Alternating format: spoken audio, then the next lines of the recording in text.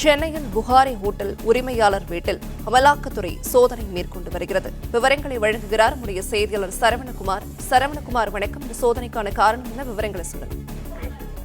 போதைப்பொருள் கடத்தல் கும்பல் தலைவனான ஜாஃபர் சாதிக் தொடர்புடைய இடங்களில் அமலாக்கத்துறை 30க்கும் மேற்பட்ட இடங்கள்ல இன்று சோதனை மேற்கொள்கிறது.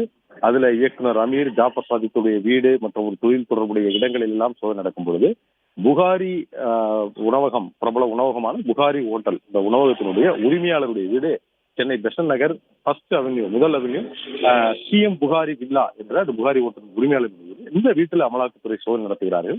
மத்திய பாதுகாப்பு படை மற்றும் காவல்துறையினுடைய பாதுகாப்புடன், துப்பாக்கி ஏந்திய போலீசார் பாதுகாப்புடன் இந்த சோதனை மேற்கொள்ளப்படுகிறது. சிஎம் புகாரியினுடைய மகன்களில் ஒருவரான இர்ஃபான் புகாரி, இவர் ஜாஃபர் சாதிக் தொடங்கிய ஜோயா டெலிவரிஸ் என்ற ஒரு நிறுவனம். அந்த நிறுவனத்துல அவரும் ஒரு இயக்குனராக இருக்கிறார் இர்ஃபான் புகாரி.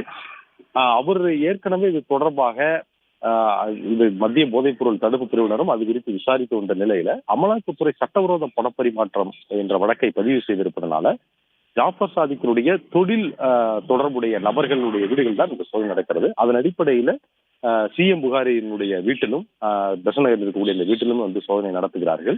4 பேர் கொண்ட அதிகாரிகள் தற்போது இந்த வீட்டில் சோதனை மேற்கொண்டு வருகிறார்கள். இந்த சோதனை நடைபெறக்கூடிய வீட்டுல சி புகாரினுடைய மகன் ஆசிஷ் புகாரி, அவர் மூத்த மகன், அவர் தான் அந்த வீட்டுல குடியிருந்து வருவதாகவும் அங்கு இந்த சோதனை நடப்பதாக சொல்லப்படுகிறது. அதே போல அவருடைய மற்றொரு மகன் இர்ஃபான் புகாரி தான் நேரடியாக ஜாஃபர் சாதிக்குடன் தொழில் தொடர்புடைய இருக்கக்கூடிய நபர், அதாவது ஜோயா டெலிவரிஸ் என்ற நிறுவனத்தினுடைய ஒரு பங்குதாரராக இருக்கிறார். அந்த நிறுவனத்துடைய இயக்குனராக ஜாஃபர் சாதிக்கும் இருக்கிறார். எனவே இவர்களுக்கு தொழில் தொடர்புடைய பரிவர்த்தனை இருக்கிறது, ஒரே நிறுவனத்தில் முதலீடுகள் இருக்கிறது என்ற அடிப்படையில இந்த புகாரி குடும்பம் அவர்களுடைய மகன்களுடைய வீடுகளில் இந்த சோதனை மேற்கொள்கிறார்கள். இர்ஃபான் புகாரிகளுடைய வீட்டிலும் இந்த சோதனை நடப்பதாக கூறப்படுகிறது. அங்கும் அமலாக்கத்துறையினர் அதே பெசன்ட் நகர் பகுதியில் இருக்கக்கூடிய வீட்டிலும் இந்த சோதனை மேற்கொள்கிறார்கள் என்று சொல்கிறார்கள். ஏற்கனவே அப்துல் பாசித் புகாரி என்ற இந்த புகாரி குடும்பத்தைச் சேர்ந்த அப்துல் பாசித் புகாரி, இவருக்கு மத்திய போதைப்பொருள் தடுப்பு பிரிவு இவருக்கு சம்மனும் அனுப்பியிருந்தது. அப்துல் பாசித் புகாரியும் ஜாஃபர் சாதிக்கினுடைய தொழில முதலீடு செய்யக்கூடிய ஒரு நபர், அவர் ஒரு பங்குதாரராகவும் இருக்கிறார். அவருக்கு ஏற்கனவே என்சிபி சம்மன் அனுப்பி இருந்த நிலையில அது தொடர்பாகவும் அமலாக்கத்துறை விசாரித்து வருவதாக தகவல் வெளியாக இருக்கிறது. ஜாஃபர் சாதிக்கினுடைய தொழில் தொடர்புடைய, அதாவது கடந்த 10 ஆண்டுகள்ல அவர் 5க்கும் மேற்பட்ட நிறுவனங்களை தொடங்கி இருக்கிறார். அதாவது சினிமா கம்பெனி உட்பட ஒரு 5க்கும் மேற்பட்ட நிறுவனங்கள்.